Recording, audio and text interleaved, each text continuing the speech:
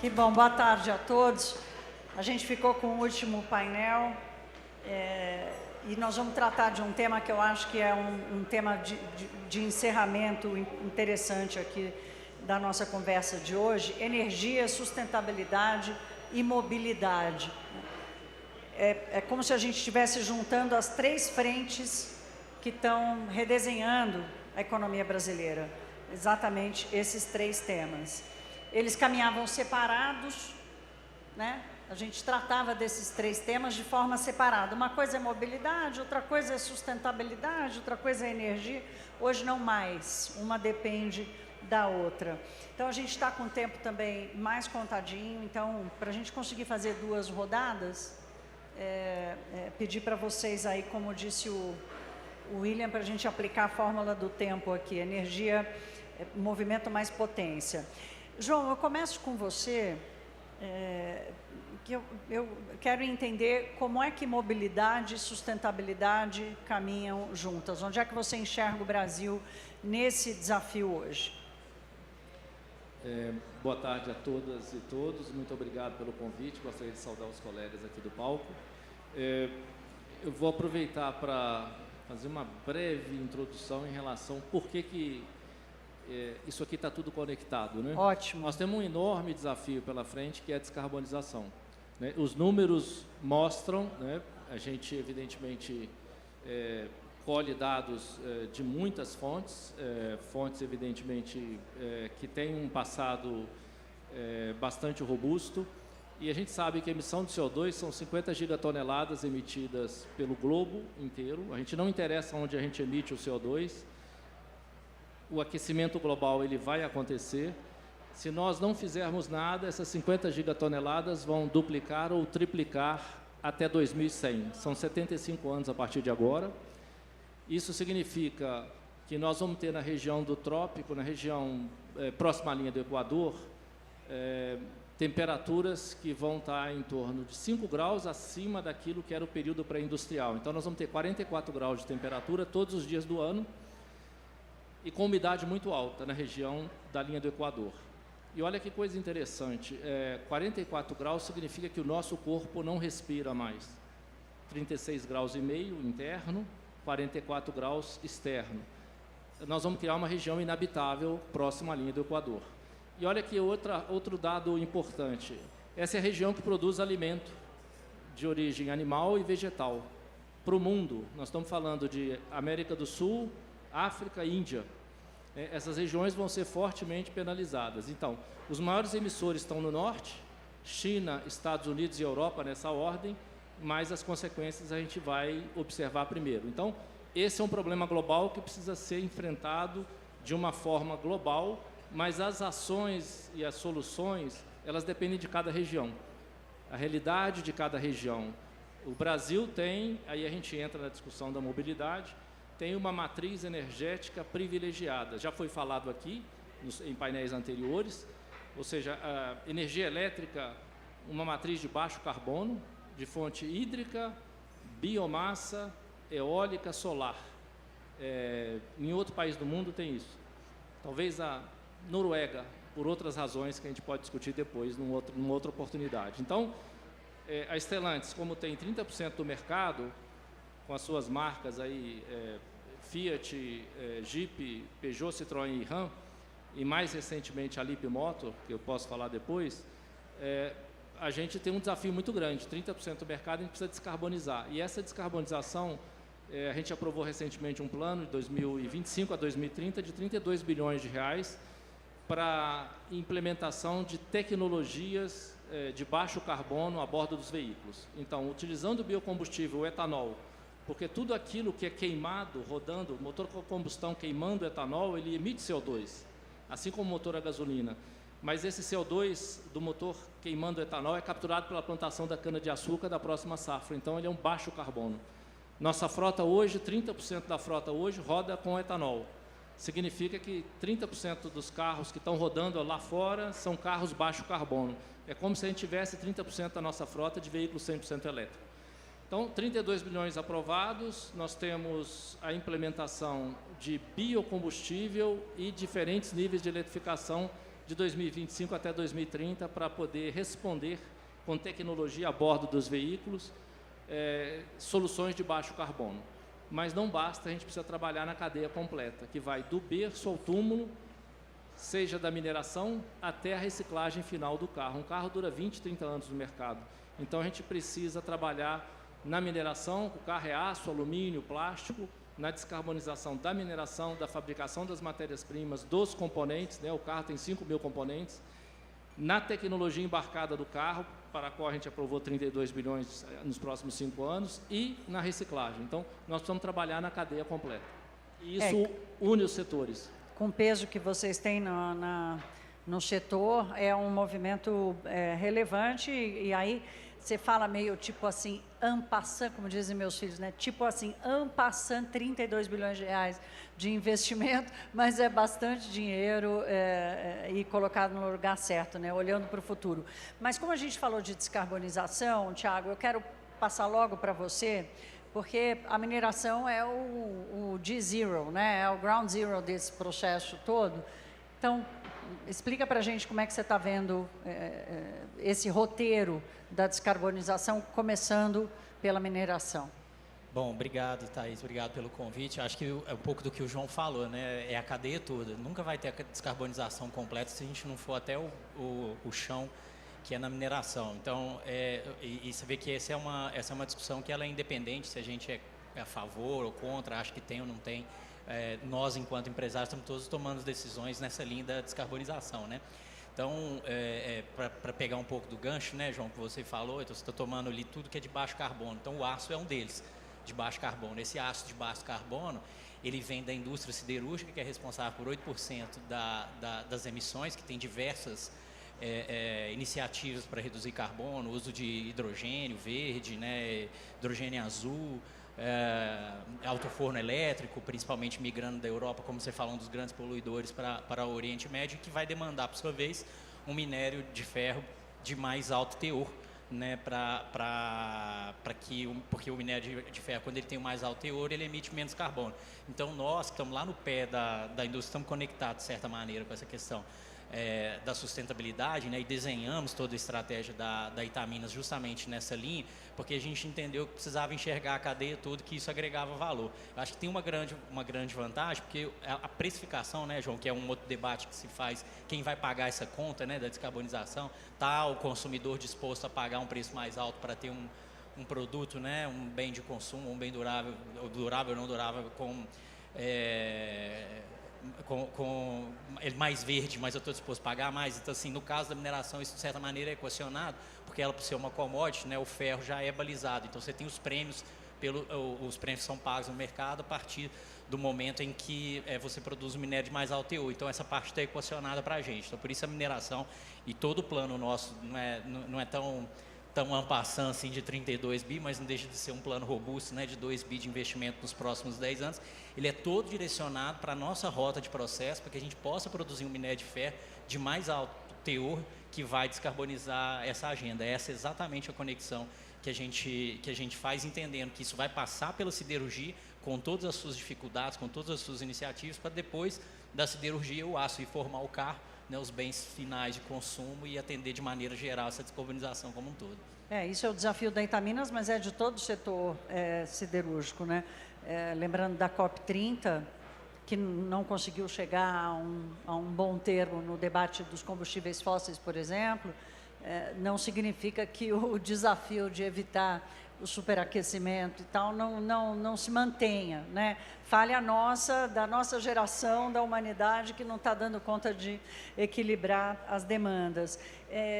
Yuri, quero te ouvir sobre a geração distribuída, que chega nesse momento do Brasil como um instrumento para essa transição. Qual o papel dela? Obrigado, primeiramente, ao Grupo Itatiaia, ao pessoal da CNN Brasil. Prazer estar aqui com os painelistas. Para mim, a geração distribuída ela foi uma forma de democratizar o acesso. Hoje nós temos basicamente duas vertentes, a parte de micro GD, que é a parte de rooftop e de investimento em telhado, e também existe a mini GD, que representa hoje, através das fazendas solares, né, empreendedores que fizeram um investimento e, através desse modelo, o cliente ele pode aderir a esse modelo de consórcio para que possa ter um acesso de energia fotovoltaica limpa e, eventualmente, com desconto na tarifa, né? Então, eu vi um pouco os painéis anteriores, a gente fala muito sobre... Eu acho que está ficando ruim para todo mundo. Se tem uma coisa que a gente tem que discutir nesses encontros, é uma visão de ecossistema. Porque, na perspectiva, não é qual é a maior parte do bolo que é minha, de quem vai ser. No fundo, tem, obviamente, uma questão de regulamentação, que é muito o pilar desse negócio, porque quando a gente fala de setores que são intensivos em capital, se a gente não tem uma certa previsibilidade, tem uma certa dificuldade de fazer alocação de recursos, mas, por outro lado, a gente tem que pensar um pouco na visão do cliente. Eu acho que levar uma escolha e trazer a opção da prestação do serviço, o cliente escolher quem vai ser a prestadora de serviço, é algo fundamental que vários setores maduros já passaram, né? Foi assim em telecomunicações, foi assim em banco, foi assim em outros setores mais maduros que ocorreu, como também a parte de mercados que ele eram, de certa forma, concentrado, e a gente veio como elo de acrescentar uma matriz energética importante, mas trazer mais uma opção para o cliente final e que possa não só olhar para a visão de redução de custo, mas eficiência energética como um todo, que a gente falou um pouco de aumentar a demanda, eu concordo com essa questão também, mas passe a aumentar o bolso do cliente final. Se a gente não aumenta o bolso do cliente final, e não existe economia circular que sustente o reinvestimento e o aumento da demanda. Então, a geração distribuída ela vem muito com esse elo, né, de suportar também, ser uma das matrizes para trazer uma opção para o cliente final. Isso é que eu acho legal desse painel aqui, porque a gente tem os setores, vocês, comercializadora, siderurgia, mineração, o fabricante dos carros e a CEMIG sim, prestando serviço no meio dessa cadeia. Isso que eu achei bacana desse painel, para a gente tentar reproduzir aqui essa integração que se impõe, ouvindo vocês. Walter, o Yuri fala do consumidor, a gente ouviu o Adriano Pires aqui falando e repetindo da importância da gente discutir qualquer avanço do regulatório até o da concorrência, levando em conta sempre, em primeiro lugar, o consumidor. E o mercado livre de consumo de energia chega como um instrumento para, teoricamente, dar poder a esse consumidor. É isso que vai acontecer? Sim, ainda mais, porque a GD ela já deu muito poder a esse consumidor, é bastante relevante. Mas o Mercado Livre, eu acho uma coisa impressionante, tem 25 anos apenas, e ele hoje tem 80 mil consumidores aproximadamente, consome 41% da energia gerada no Brasil. Isso significa que o Brasil tem 95 milhões de medidores. Então, 0,08% dos consumidores consomem 41% da energia gerada no Brasil. Claro que isso precisa ser expandido.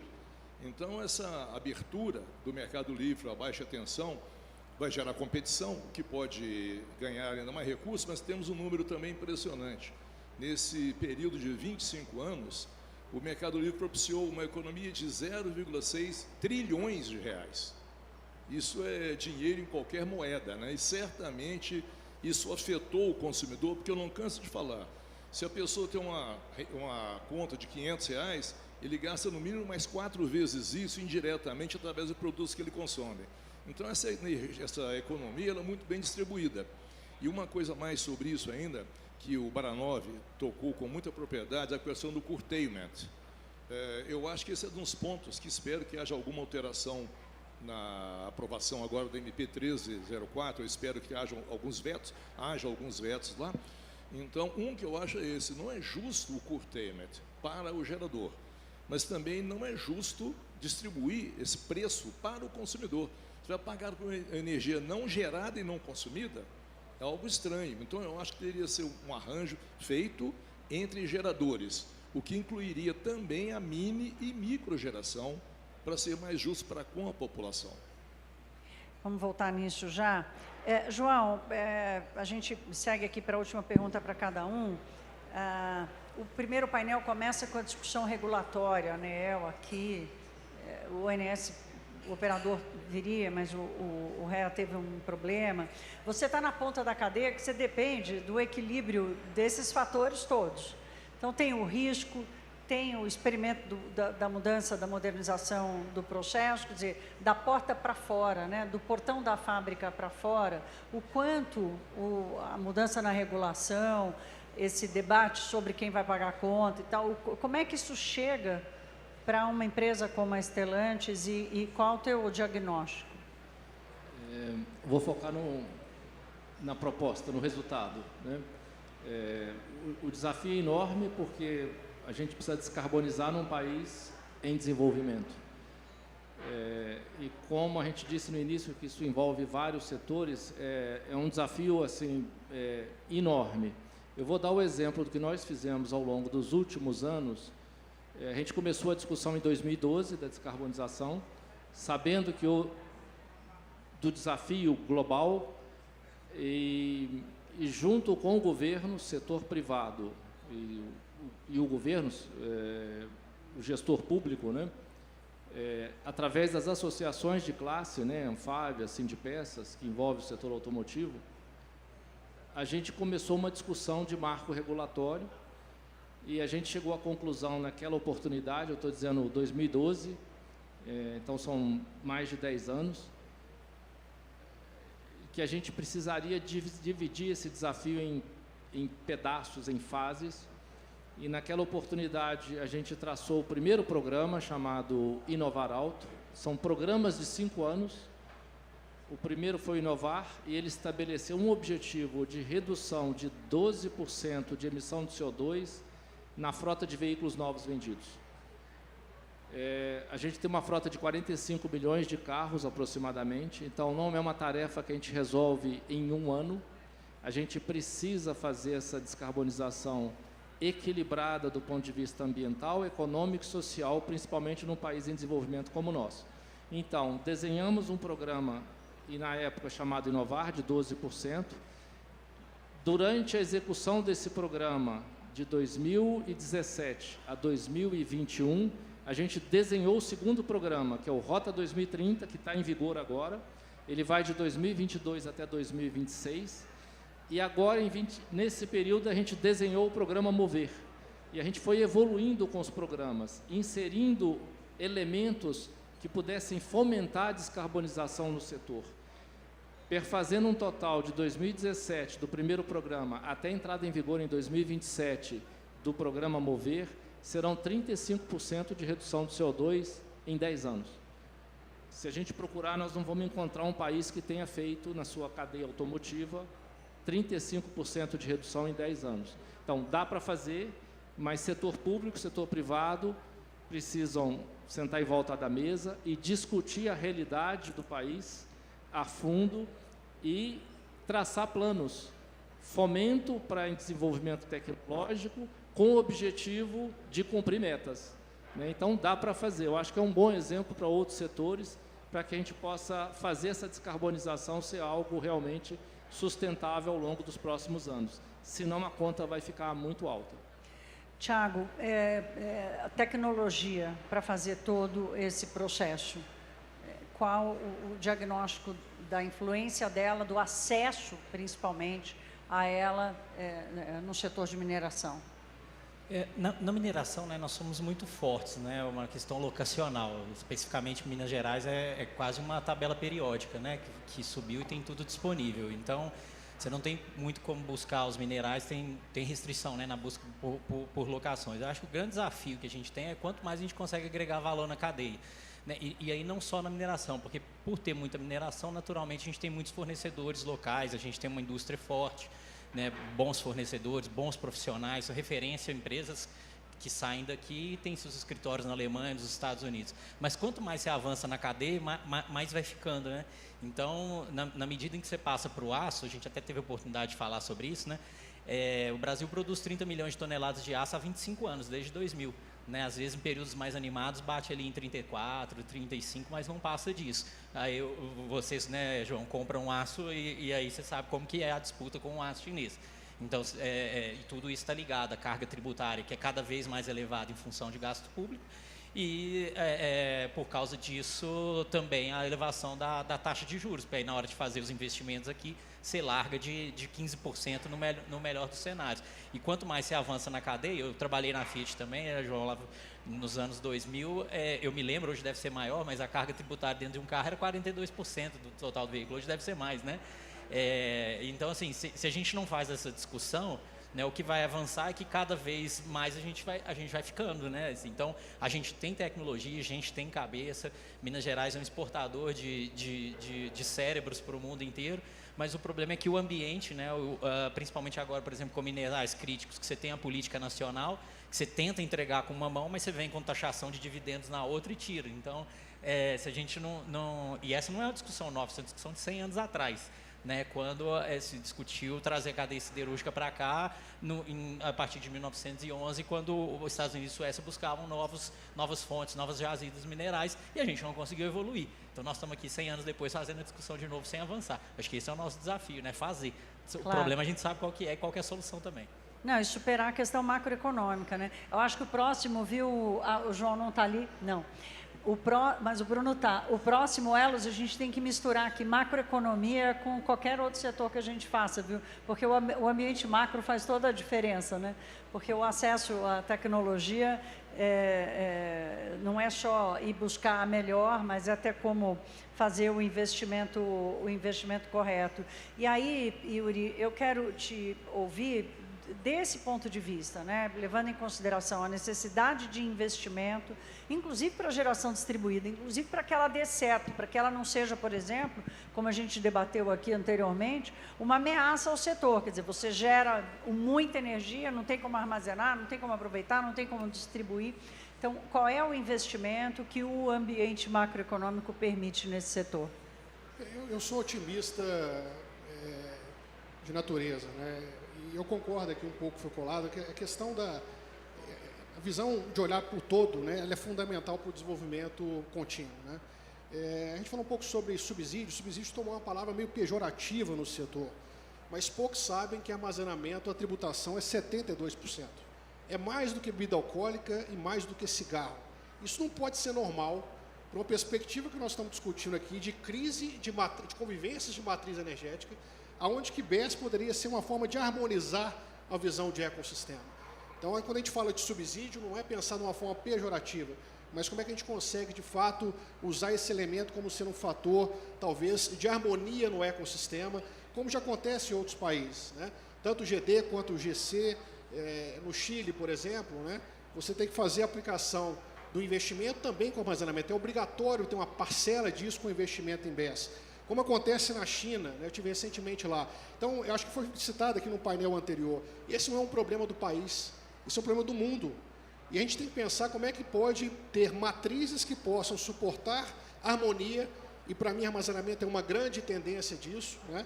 Como também a parte de eficiência para os clientes finais, fazendo um mix talvez com IoT, internet das coisas, carregado com muita tecnologia. Quer dizer, eu acho que a inovação ela pode ser o grande alavancador, né, de uma visão de que hoje é uma crise para uma possível solução, pelo menos para um caminho de uma solução mais próspera da convivência das matrizes energéticas. E aí volta a macroeconomia. Aqui a gente tem a reforma tributária que impôs imposto seletivo para o minério, exportação de minério. E agora o caso Netflix, que acabou expondo para o mundo inteiro que o Brasil vai continuar taxando e muito a importação de tecnologia. Então, de novo, está colocado aí o problema. Walter, você está num setor que é exatamente uma ponte importantíssima entre o consumidor, entre todas as cadeias e o consumidor, que é a comercialização da energia, que é um mercado que se desenvolveu muito no Brasil, cresceu, se profissionalizou, posso até dizer que se institucionalizou, que é bom, é uma ferramenta, qualquer ferramenta de mercado de capitais que promove desenvolvimento econômico, ela é bem-vinda. Como é que a comercialização atua diante desses desafios aí, inclusive do caso do curtailment, que você acabou de citar? Infelizmente, nós temos um problema regulatório, não é? O deputado falou que é uma coisa muito importante, que o setor elétrico ele não tem uma voz única que fala com os políticos, como a CNI, e outras mais que falam. São diversas associações que defendem interesses específicos. Então, isso é terrível. Essa questão da medida provisória 1304, agora, você falou uma coisa muito importante. Por exemplo, falando de subsídio, ela prorrogou o Proinfa por 20 anos. O Proinfa é uma energia, uma tarifa de R$ 550 o megawatt-hora, é o dobro de uma tarifa para viabilizar qualquer empreendimento do setor elétrico. Como é que você prorroga por 20 anos isso? É uma loucura. Então, a gente vai enfrentando esse tipo de coisa. Saímos para uma autoprodução, por exemplo, vendemos para os nossos clientes, desde 2018, autoprodução, onde a gente construiu uma planta e transferia a outorga na ANEEL para esse consumidor. O Baranov é um caso, ele citou isso aqui também. Agora, essa medida proibiu esse tipo de operação para a usina existente. Ele quer incentivar novas usinas. O Brasil está sobrando energia. Como é que você vai incentivar novas usinas para os data centers? Acho que a MP 1418, ela coloca isso. Então, pelo menos assim, se você não gosta de monotonia, o setor de comercialização é um ótimo lugar para trabalhar. Porque não tem dia que você não tenha uma novidade e que venha colocar em risco esse suprimento. Estamos falando aí de um mercado gigantesco que consome 40% da energia gerada no Brasil. Então, assim, o nosso risco é totalmente regulatório. Olha, a gente vai caminhando já para o final. Quero agradecer aos 4. Acho que a gente fechou um ciclo super interessante. Eu que sou consumidora de informação, que dependo de vocês para entender o que está acontecendo no Brasil. E o setor de energia é um setor difícil de cobrir, a não ser do ponto de vista mais específico, especializado. Mas esse é um tema que a gente vai ter que falar cada vez mais. Então, missão nossa também da imprensa brasileira de aprofundar essa cobertura. Eu brinco que quando o tema sai dos artigos para reportagem, é sinal de que a gente amadureceu no tratamento disso. E isso tudo que nós discutimos hoje aqui, nesse painel e nos outros, já está fazendo parte do debate em qualquer setor, porque todo mundo precisa de consumo de energia. Então, quero agradecer a vocês por esse último painel. Obrigada aos 4. Até uma próxima.